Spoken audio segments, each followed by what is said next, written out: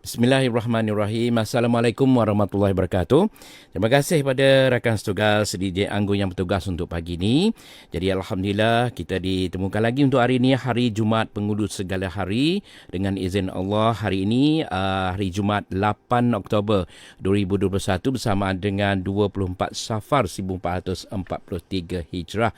Dan baiklah menerusi dalam slot Adi Nurkhalis seperti biasa bersama dengan sebagai penerbit untuk rancangan ini, dan insyaAllah kita akan bersama-sama dengan guru pembimbing kita yang tak asing lagi, iaitu yang berbahagia Al-Fadhil Ustaz Wan Junaidi Wan Jaafar untuk pagi ini. Assalamualaikum Ustaz. Waalaikumsalam warahmatullahi wabarakatuh. Alhamdulillah. Jadi untuk pada minggu ini, mungkin rakan-rakan kita juga boleh ikuti secara langsung si dalam Facebook Terengganu FM, dan juga boleh kongsikan video langsung tersebut. Dan kalau yang terlepas boleh ikuti semula mesti di video langsung kami di Facebook Terengganu FM. Dan pada minggu lepas Ustaz telah pun selesai membicarakan tentang qada, dan pada minggu ini, minggu slot yang ke-18, Ustaz akan membicarakan pula dengan tajuk baru, iaitu qadar. Jadi tanpa memasa, saya mempersilakan Ustaz untuk mukadimahnya. Dipersilakan. Allahumma salli ala Sayyidina Muhammad wa ala ali Sayyidina Muhammad. Assalamualaikum warahmatullahi wabarakatuh. Waalaikumsalam. Alhamdulillahi Rabbil Alamin. Wassalatu wassalamu ala Sayyidin Mursalin wa ala alihi wa sahbihi ajma'in. Rabbi syrah li sadri wa yassir li amri wahlul 'uqdatam min lisani yafqahu qawli. Subhanaka la ilma lana illa ma 'allamtana innaka antal alimul hakim. Wala hawla wala quwwata illa billahil aliyyil azim. Terima kasih kepada Ijo dan kepada sidang pendengar slot Ad-Dinul Khalis. Mudah-mudahan kesemua kita dikurniakan oleh Allah Subhanahu wa taala dengan agama yang sebenar, agama yang suci, dengan akidah yang suci, akidah ahli sunnah wal jamaah, dengan ibadah yang sebenar-benarnya yang berlandaskan kepada ilmu, dan dengan qasad hati yang suci, beribadah semata-mata kerana Allah Subhanahu wa taala. Jadi insya-Allah untuk slot yang ke-18 akan menyambung pembicaraan berkaitan dengan qadar perbuatan Allah Subhanahu wa taala. Jadi rukun iman yang ke-6, beriman dengan qada dan qadar daripada Allah Subhanahu wa taala. Jadi bicara qada selesai, insya-Allah kita akan memulai pembicaraan qadar. Jadi rukun iman yang ke-6, qada dan qadar ini keluar dua pegangan lah. Satunya beriman dengan qada daripada Allah, satunya beriman dengan qadar daripada Allah Subhanahu wa taala. Dua pegangan. Qada, ketentuan Allah, ketetapan Allah, keputusan Allah yang bersifat dengan iradah, selaras dengan ilmu.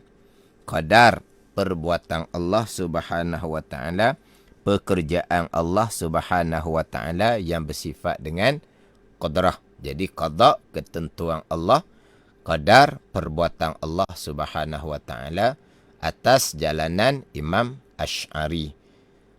Atas jalanan Imam Maturidi, ketentuan Allah adalah qadar, perbuatan Allah adalah qada. Jadi qadar dan qada. Jadi saya bawa jalanan Imam Maturidi, qada dan qadar, dua pegangan. Untuk memastikan bahawa qada dan qadar ini kita berpegang dengan akidah ahli sunnah wal jamaah, kena jelas satu-satu. Kemudian yang terpesong ni, ada terpesong asing-asing lah. Ada yang terpesong pada qada Allah Subhanahu wa taala, ada akidah yang terpesong pada qadar perbuatan Allah Subhanahu wa taala. Kemudian dua pegangan tadi ni kita hura mengikut rukun iman yang keenam lah. Satunya qada, satunya qadar. Sebab yang azali, yang sedekala adalah qada. Allah yang bersifat dengan iradah. Yang sekarang, yang telah lepas, yang sekarang, yang lagi akan datang, yang berlaku adalah qadar perbuatan Allah Subhanahu Wa Taala. Jadi bicara qada yang azali terlebih dahulu, barulah bicara qadar perbuatan Allah Subhanahu Wa Taala. Ini kalau pembicaraan dalam rukun iman yang keenam, beriman dengan qada dan qadar daripada Allah Subhanahu Wa Taala. Sebagai bandingan lah. Jadi qada pelan, qadar pelaksanaan. Jadi bicara pelan terlebih dahulu. Adapun kaedah sifat 20. Adapun kaedah sifat 20 dimulai dengan perbuatan Allah Subhanahu Wa Taala yang bersifat dengan kudrah, barulah pergi kepada ketentuan Allah Subhanahu Wa Taala yang bersifat dengan iradah. Sebabnya, sebab yang zahir depan mata kita adalah perbuatan Allah. Ni yang zahir, yang saya sebut tadi, yang sedang berlaku sekarang, yang lepas, yang lagi akan datang adalah perbuatan Allah. Ini hak zahir depan mata kita. Allah perbuat ni selaras dengan qada, ketentuan Allah yang bersifat dengan iradah. Baru dia bicara kepada ketentuan Allah yang bersifat dengan iradah. Itu kaedah sifat 20 yang dimulai dengan wahdaniyah. Sebelum bicara kudrah, dimulai dengan wahdaniyah, keesaan. Yang mana asas pembicaraan sifat kesempurnaan bagi Allah Subhanahu Wa Taala adalah wahdaniyah. Walaupun susunan kaedah sifat 20, sifat wahdaniyah ni sifat yang keenam. Tapi asas pembicaraan sifat 20 adalah pembicaraan wahdaniyah. Nama ilmu pun ilmu tauhid. Ini saya sudah tekan pembicaraan wahdaniyah, kudrah, iradah, ilmu di slot yang ketiga. Di slot yang ketiga. Jadi sidang pendengar slot Adinul Khalis dengan FM bolehlah memurajaah kembali hak slot yang ketiga. Saya ada bicara berkaitan dengan kaedah sifat 20, memulai bicara dengan wahdaniyah, keesaan Allah Subhanahu Wa Taala pada zat, keesaan Allah Subhanahu Wa Taala pada sifat, keesaan Allah Subhanahu Wa Taala pada perbuatan. Keesaan Allah pada perbuatan, apakah makna keesaan Allah pada perbuatan? Dalam kitab Kifayatul Awam, makna keesaan Allah pada perbuatan, annahu laisa li ahadin minal makhluqati fa'lun li'annahu ta'ala al-khaliqu li af'alil makhluqati minal anbiya'i wal malaikati wa ghairihima. Makna keesaan pada perbuatan ni bahawa sesungguhnya tiada bagi satu pun daripada makhluk perbuatan. Tidak ada perbuatan. Walaupun perbuatan tu ikhtiari ataupun perbuatan tu itirari, tidak ada perbuatan.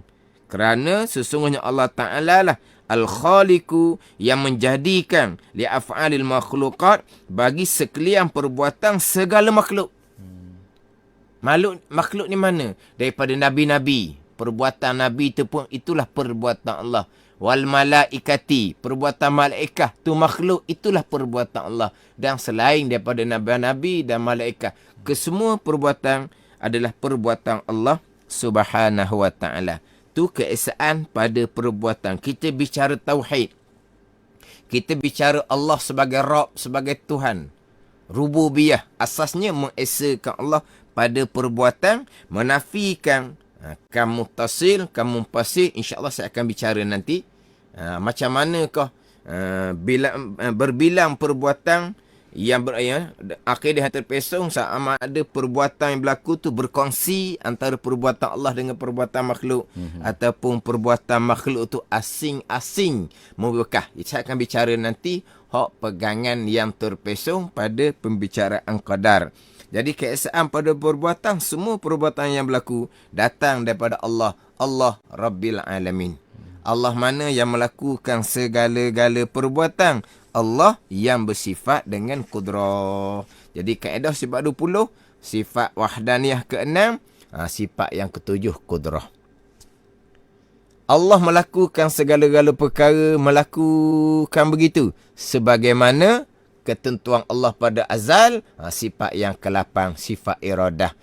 Allah yang bersifat iradah mengqadakkan segala-gala perkara selaras dengan ilmu Allah Subhanahu wa taala. Qada Allah, ketentuan Allah yang bersifat dengan iradah selaras dengan ilmu Allah Subhanahu wa taala, maka mustahil sama sekali qada Allah yang selaras dengan ilmu berubah. Qada Allah yang selaras dengan ilmu memberam, putus belaka dah. Mustahil sama sekali berubah. Lepas tu kalau hak bicara pula hak muallaq yang berubah, catatan di Lauh Mahfuz sebagaimana catatan malaikat di suhuf malaikat, hak tu balik semula kepada selak yang ke-7 dan selak yang ke-8. Berkaitan dengan qada mubram dan qada muallaq. Jadi sidang pendengar boleh buka balik FB Terengganu FM, boleh cari kembali selak yang ke-7 dan selak yang ke-8 membicarakan qada mubram, qada muallaq di Lauh Mahfuz sebagaimana di catatan malaikat di suhuf malaikat. Adapun hak azali mubram, putus belaka dah, mustahil berubah sama sekali. Jadi dalam sifat 20 wahdaniyah, kudrah dan iradah. Yang nyatanya adalah perbuatan Allah qadar, perbuatan Allah yang bersifat dengan kudrah. Dibicara kudrah barulah iradah pergi pada qada. Itu kaedah sifat 20 dimulai dengan wahdaniyah. Kita ni menghuraikan rukun iman yang ke-6. Jadi kita akan mulai pembicaraan adalah pembicaraan qada, barulah insya-Allah kita akan masuk kepada pembicaraan qadar. Jadi qada Allah, qadar Allah sama ada perkara yang baik ataupun perkara yang jahat. Iman dan ta'ah, qada dan qadar Allah. Kufur dan maksiyah, qada dan qadar Allah Subhanahu wa taala. Jadi pembicaraan qada Allah perkara jahat ni, ni saya nak ceritalah. Kembali kepada selak yang ke-9, 10 dan 11. Pembicaraan beriman dengan qada Allah termasuk perkara yang jahat, kufur dan maksiyah datang dari qada Allah Subhanahu wa taala.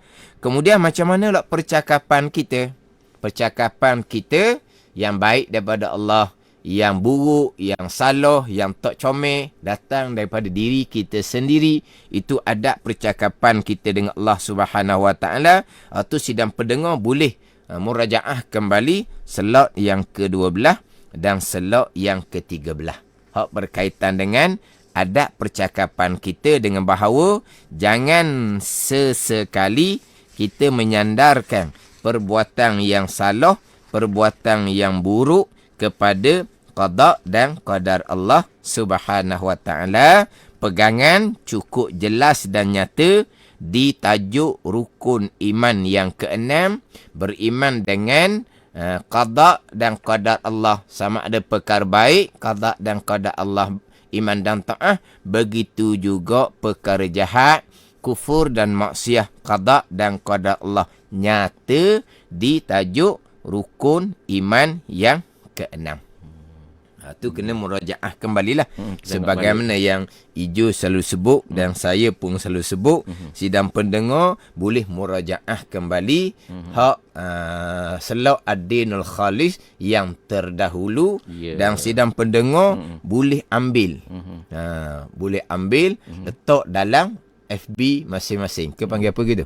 Ambil daripada hak Terengganu FM FB dia, download balik lah. Download balik dalam FB masing-masing. Daripada selok yang pertama sampailah selok yang ke-17. Jadi untuk minggu ini slot yang ke-18. Ya.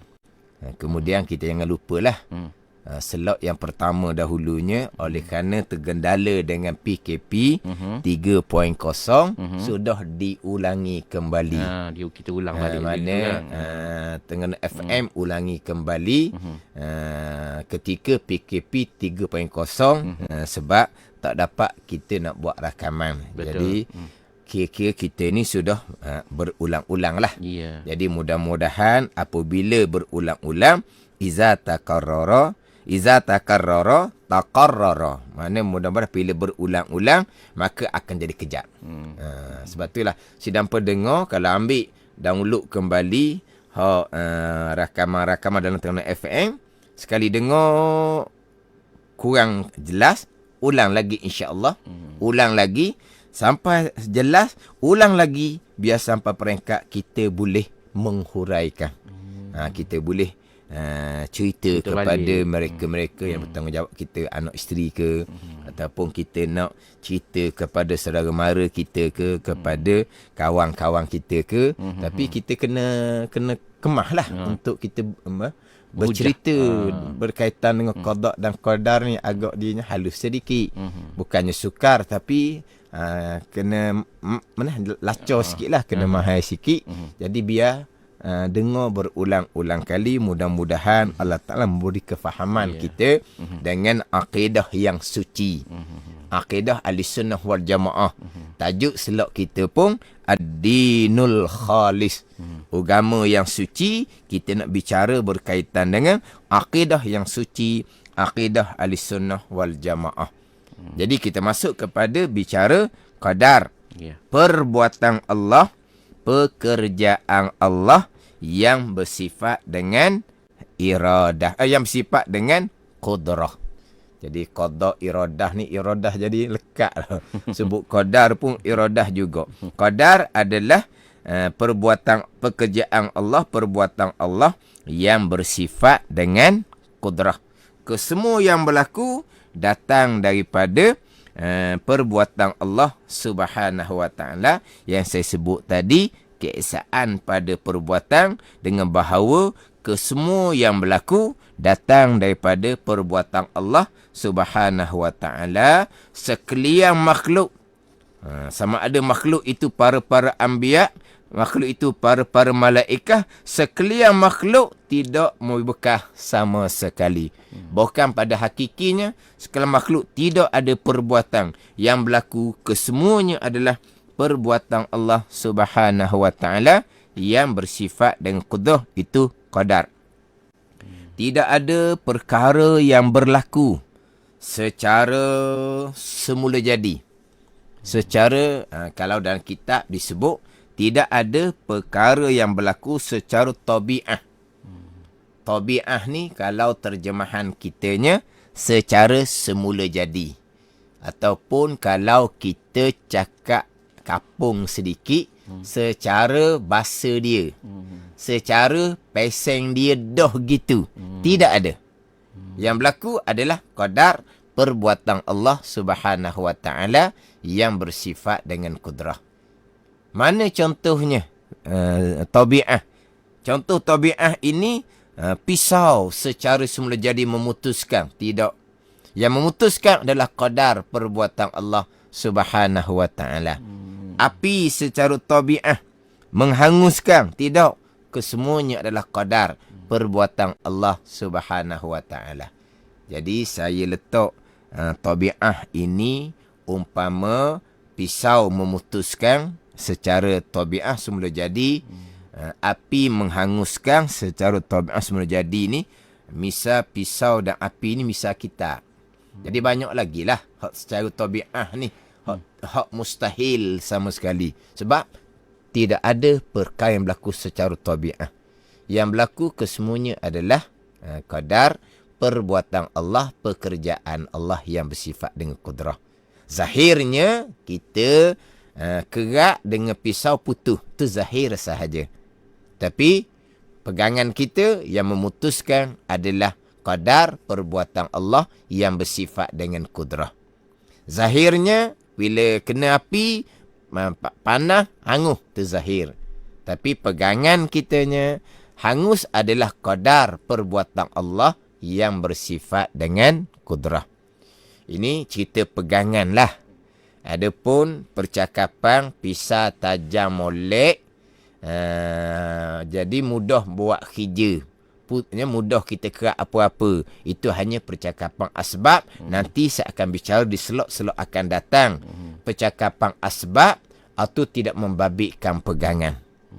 Kita dah cakap pisau tajam, mata meseng baru, kan mudah buat kerja. Kalau mata meseng lama, tupu dah, payah nak buat kerja. Kita pergi beli mata meseng baru, jadi kita buat kerja pun mudah. Sebab apa? Mata meseng baru tajam lagi. Itu hanya percakapan asbab dipanggil, percakapan adah sahaja. Nanti saya akan bicara di slot akan datang. Hak ni tidak membabitkan pegangan. Samalah juga api kuat molek. Sekejap aja hangus habis. Itu hanya percakapan asbab. Pegangan kita yang berlaku kesemuanya perbuatan Allah, qadar perbuatan Allah yang bersifat dengan kudrah.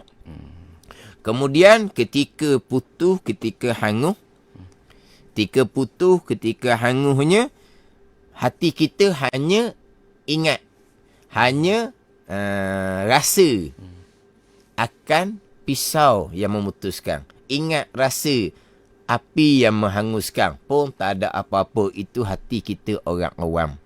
Memanglah putus kita nampak kepada pisau. Hati kita pun ingat pisau. Hati kita pun rasa pisau lah yang tajam tadi. Mata meseng yang baru tadilah yang memutuskan. Itu pun tak salah. Itu hati orang awam. Kita akan bicara juga nanti perbezaan antara kita panggil i'tiqad, pegangan, i'tiqadiyun, pegangan, dengan bicara syuhud ataupun syuhudiyun, zauqiyun, hak rasa kecap di hati. Itu bicara maqam-maqam awliya. Itu bicara lain. Nanti saya akan bicara di slot akan datang insya-Allah. Tapi kita bicarakan bicara i'tiqad, pegangan. Kita berpegang Allah yang memutuskan. Tapi di hati kita tak ingat, tak rasa pun Allah. Tak ada salah. Tengok api kuat, kita pun jadi takut. Api ning lah. Diingat, dirasa hati kita. Itu pun tak ada salah. Pegangan kita tetap dah. Yang berlaku kesemuanya datang daripada perbuatan Allah. Qadar perbuatan Allah yang bersifat dengan kudrah. Tidak ada perkara yang berlaku secara tabi'ah. Saya sebut tadi, pisau api contoh. Samalah. Nasi tidak mengenyangkan secara tabi'ah. Jadi kenyang kita adalah qadar perbuatan Allah yang bersifat dengan kudrah. Tapi kalau nak misal banyak-banyak tu, banyaklah masa kita jadi guna. Tapi kena juga buat misal lah. Sebagai tambahan. Contoh-contoh dia dah. Contoh-contoh dia. Tapi kita buat 2 contoh je lah. Pisau, api. Itu contoh kita. Kita minum air ketika kita dahaga. Hilang dahaga kita. Hilang dahaga adalah qadar perbuatan Allah yang bersifat dengan kudrah. Contohlah contoh semasa. Bukan kata qawi itulah secara tabi'ah memberi mudarat. Tidak. Jadi mudarat, jadi sakit, jadi apa-apa simptom-simptom yang berlaku selepas dijangkiti virus qawi, itu adalah qadar perbuatan Allah yang bersifat dengan kudrah. Sebagaimana pisau, api, nasi, air, qawi pun sama. Makhluk tak payah bekas sama sekali. Yang berlaku kesemuanya adalah qadar perbuatan Allah yang bersifat dengan kudrah. Itu pegangan. Hak percakapan tu, hak kita dengar dalam TV itulah. Berapa ramai mana yang terkena virus COVID. Apa tu? Dia akan ada simptom jadi sakit, begiang. Itu semua percakapan asbab. Itu tidak membabitkan pegangan. Tak salah tu. Yang kita dengar kan dalam TV tu kan. COVID ni simptom dia begiang tu kan. Itu hanya percakapan asbab. Sama juga dengan sekarang pula hak semasanya vaksin pula. Apabila cocok vaksin, manfaatnya begiang. Bila kita cocok vaksin. Sebut kata vaksin ni manfaat begiang, itu hanya percakapan asbab. Sebagaimana qawi tidak memberi bekah, vaksin pun tidak beri bekah. Yang menjadikan segala-gala yang bagi mudarat bukan qawi, yang bagi manfaat bukan vaksin, kesemuanya adalah qadar perbuatan Allah yang bersifat dengan kudrah. Jadi hok duk cakap vaksin itu manfaat dia apa semua, dan vaksin ni sendiri pun ada jugalah terkadang ada efek dia, sakit ke, demam ke, bengkok ke di tempat tempat cocok tu. Itu hanya percakapan sebab tak salah. Yang jadi sakit, yang jadi demam, yang jadi bekok tempat cocok adalah qadar perbuatan Allah Subhanahu wa taala yang bersifat dengan kudrah. Itu pegangan kita. Bab percakapan itu percakapan asbab juga. Apabila orang Islam yang bercakap, sama ada sandar kepada pisau, sandar kepada api, sandar kepada nasi, air, qawi, vaksin, orang Islam yang beriman, dia hanya sandar pada asbab sahaja. Pegangan, i'tiqad, tetap dah beriman dengan rukun iman yang keenam, sekalian berlaku datang daripada qada dan qadar Allah Subhanahu wa taala. Nak misal apa lagi? Cukup ada. Sekarang ni kita duduk dalam konti. Sejuk sikit kita kata aircon. Contohnya. Sedaplah sejuk aircon ni. Itu cakap aircon yang menyejukkan. Adakah aircon secara tabiat menjadi menyejukkan? Aircon sama, kipas sama, makhluk tak bekas sama sekali. Sejuk kitanya adalah qadar perbuatan Allah Subhanahu wa taala yang bersifat dengan kudrah. Keluar kontinya, ni jalan bawah matahari. Panas terik matahari hari ini. Panas terik. Jadi maknanya mari daripada tempat sejuk ni, keluar kepada matahari, tak terik mana pun kita rasa macam terik, macam panas. Macam panas sangat. Panas molek matahari hari ni. Panas kita bukan perbuatan matahari, panas kita adalah qadar perbuatan Allah yang bersifat dengan kudrah. Yang kita sandar kepada matahari itu hanya sandar pada asbab. Panas molek, kita jemur, mudah kering. Kering adalah qadar perbuatan Allah yang bersifat dengan kudrah. Matahari ini apabila tanaman kena cahaya matahari, tanaman akan jadi hijau, menghijau subur. Kalau tanaman tu tak kena cahaya matahari, tak cukup cahaya matahari, tanaman tu akan jadi kering. Jadi hijaunya tanaman bukan perbuatan matahari, keringnya tanaman pun sama, bukan perbuatan matahari. Yang berlaku kesemuanya adalah perbuatan Allah yang bersifat dan kudrah qadar. Itu je. Semua perkara. Cerita banyak-banyak memang berselok-selok lah nanti kitanya duduk datang. Kalau contoh tabi'ah, zahirnya tabi'ah semula jadi. Pegangan kita tetap dah. Tidak ada perkara yang berlaku secara tabi'ah, tidak ada. Secara semula jadi, tidak ada. Kadang-kadang kita bercakap alam semula jadi, kita bercakap, tak ada salah, itu hanya percakapan asbab. Kan kita cerita duk alam semula jadi gitulah. Macam kita duk cakap tadilah. Dah bahasa dia dah pisah tajam. Mudahlah kerak apa-apa. Bahasa dia lah apabila kena pisau luka. Tu bahasa dia tu kalau Arab kata tabi'ah lah. Kan gitu. Bahasa dia lah bila kena api hangus. Bahasa dia lah. Tapi bukan kita berpegang berlaku secara bahasa dia, secara tabi'ah. Semuanya adalah qadar perbuatan Allah yang bersifat dengan kudrah. Bahasa dia peseng dia lah. Dah makan menambah pula, kenyang gitu lah. Bahasa dia lah. Itu hanya percakapan asbab sahaja. Bukan berkait dengan pegangan. Pegang kita tetap dah segala yang berlaku adalah qadar perbuatan Allah yang bersifat dengan kudrah. Tidak ada perkara yang berlaku secara tabi'ah semula jadi, tidak ada. Sebaliknya, kalau berpegang, ni pegangan akidah ni. Hak percakapan tadi, percakapan asbab. Berpegang seumpama percakapan. Berpegang seumpama percakapan. Kau ni pegangan masing-masing ni. Percakapan sandar kepada asbab. Orang yang beriman sandar kepada asbab. Orang kafir sandar kepada asbab.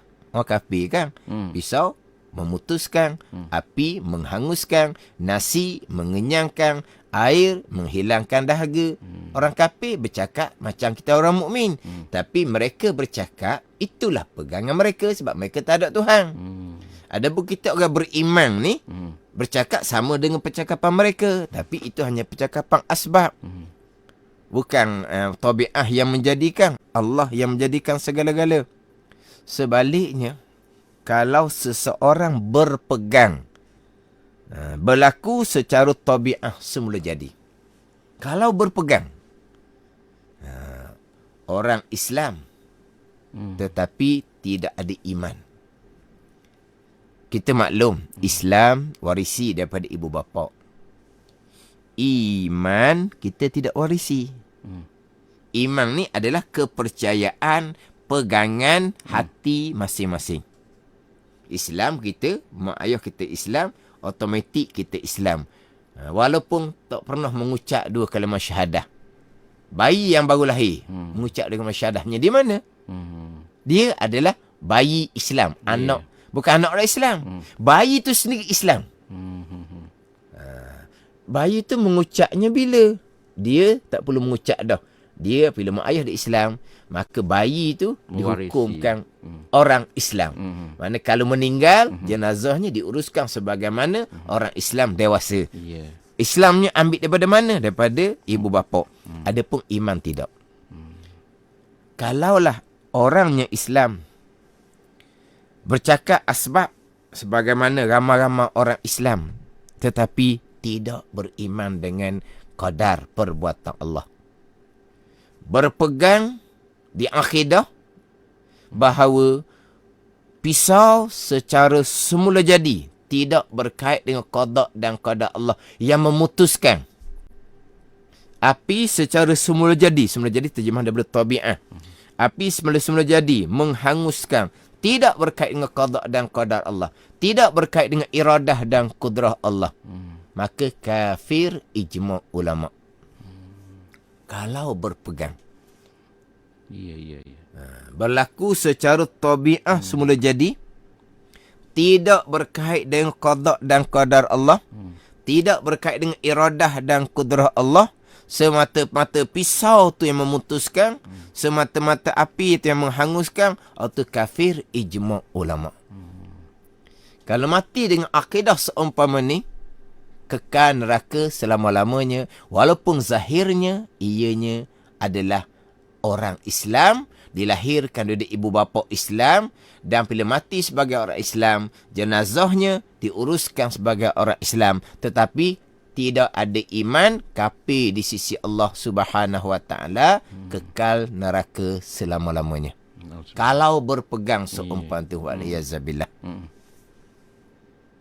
Bahkan kalau berpegang seumpama tu sebelum ini, kemudian bertaubahnya, kemudian bertaubah, perbetulkan balik akidah, ibadah yang dilakukan, sama ada sembahyang, puasa, apa semua, haji, apa semua yang dilakukan ketika berpegang akidah yang kafir tadi, wajib diqadakan kembali. Sebab tidak sah sembahyang orang yang kafir di sisi Allah, tidak beriman. Tidak sah puasa orang yang kafir di sisi Allah, orang yang tidak beriman. Tidak sah haji yang dipergi sekali sama hidup tu, tidak sah jikalau dia kafir, tidak beriman di sisi Allah Subhanahu Wa Taala, walaupun zahirnya adalah orang Islam. Jadi berkait dengan qadar perbuatan Allah ni, kita kena amati molek lah. Sebab zahirnya pisau lah. yang jadi putus.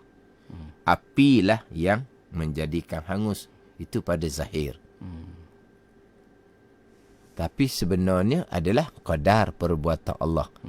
Qadar perbuatan Allah yang memutuh, menghangus ni adalah ghaib. Kita bicara qada dan qadar adalah perkara ghaib. Kita beriman dengan Allah, Allah pun ghaib. Kita beriman dengan malaikat, malaikat pun ghaib. Kita beriman dengan qada dan qadar pun ghaib. Qada azali, Allah yang bersifat iradah menentukan pada azal, itu ghaib, malaikat pun tak tahu. Sekarang berlakulah segala-gala perkara. Contoh tadi pisau, api. Nak ambil contoh lain, insyaAllah di slot akan datang kita tambah contoh lain pula. Saya masih lagi terikat dengan contoh kita. Pisau, api, itu contoh kita. Jadi bila mengajar ni jadi lekat dengan contoh kita. Cuma tadi oleh kerana semasa COVID vaksin, saya sentuhlah tu COVID vaksin sebab semasa. Jadi misalnya pisau dengan api juga. Jadi memutuskan tu qadar Allah, bukan pisau. Menghanguskan pun qadar Allah, bukan api ghaib. Ini kena tanam kepada anak-anak kita sebelum mereka masuk umur baligh. Sebab ini benda ghaib. Sebagaimana kita tanam percaya akan Allah, anak kita boleh beriman akan Allah walaupun tak nampak. Sebab apa? Kita tanam daripada awal. Tak ada soal Allah macam mana, Allah tak nampak. Kita beriman dengan Allah yang gaib sebab ditanam oleh bapa kita sebelum kita balik. Kita beriman kepada malaikat. Contoh, ada malaikat kanan yang mencatat kebaikan, ada malaikat kiri yang mencatat kejahatan, kiraman katibin tu. Kita beriman, kita percaya. Walah pernah tak tersinggung ke, terasa ke? Ada? Tak pernah. Tapi macam mana kita beriman percaya sebenarnya? Kerana ditanam dengan iman akidah sebelum kita balik. Kita beriman percaya kepada barzah. Alam barzah, pergi kubur kita percaya kepada alam barzah. Gaib. Tapi macam mana kita boleh beriman dengan alam barzah? Kerana ditanam dengan akidah sebelum kita balik. Sama juga dengan qada dan qadar. Kena tanam sebelum kita balik, beriman qada dan qadar yang gaib. Yang zahirnya, pisau yang memutuskan. Yang zahirnya, api yang menghanguskan. Kena tanam dengan akidah yang memutuskan, yang menghanguskan adalah qadar, perbuatan Allah yang bersifat qudrah, rukun iman yang keenam. Zahir dah seumpama tu. Cakapan kita pun seumpama tu. Jangan main pisau, nanti luka. Jangan main gunting, nanti tembuh. Jangan main api, nanti hangus rumah. Kita duk cakap kepada anak kita. Zahir, pisau dah. Gunting api dah yang zahirnya. Kita peringat pula pada anak kita.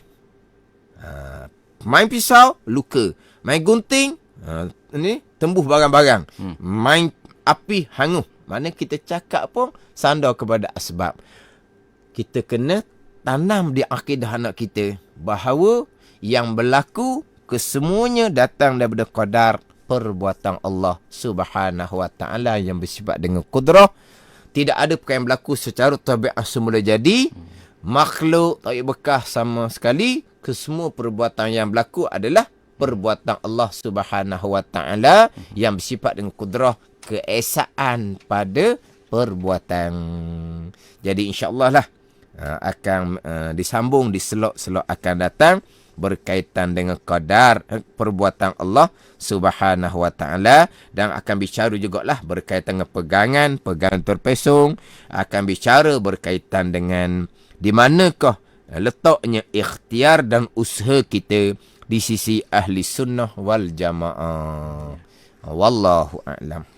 Baiklah, tadi baru saja kita dengarkan tentang perkongsian kita atau membicarakan tentang qadar pada minggu ini. Begitu menarik sekali. Dan insyaAllah Ustaz akan sambung kembali untuk pembicaraan kita ini pada minggu hadapan di waktu yang sama pukul 10 suku pagi. Baiklah, sebelum kita berakhir untuk pagi ini, pengajian kita pagi ini, seperti biasa, Ustaz akan mengaminkan doa. Dipersilakan Ustaz. Bismillahirrahmanirrahim. Alhamdulillahirabbil alamin. Wassalatu wassalamu ala sayyidil mursalin wa ala alihi wa sahbihi ajma'in. Allahumma ftah alaina futuhal arifin. Allahumma allimna ilma akadamin wa fahimna famas sabiqin warzuqna ruqat talibin. Allahumma zidna ilma wa alhiqna bis salihin. Wa sallallahu ala sayyidina Muhammadin wa ala alihi wa sahbihi wa sallam. Walhamdulillahi rabbil alamin. Wassalamualaikum warahmatullahi wabarakatuh. Waalaikumsalam warahmatullahi wabarakatuh. Demikian tadi, dan insya-Allah kita akan jumpa lagi pada minggu hadapan di hari yang sama dan juga di waktu yang sama dalam Adin Khalis. Baiklah, untuk rancangan seterusnya saya serahkan kepada DJ untuk bertugas untuk pagi ini, Anggun Inspirasimu.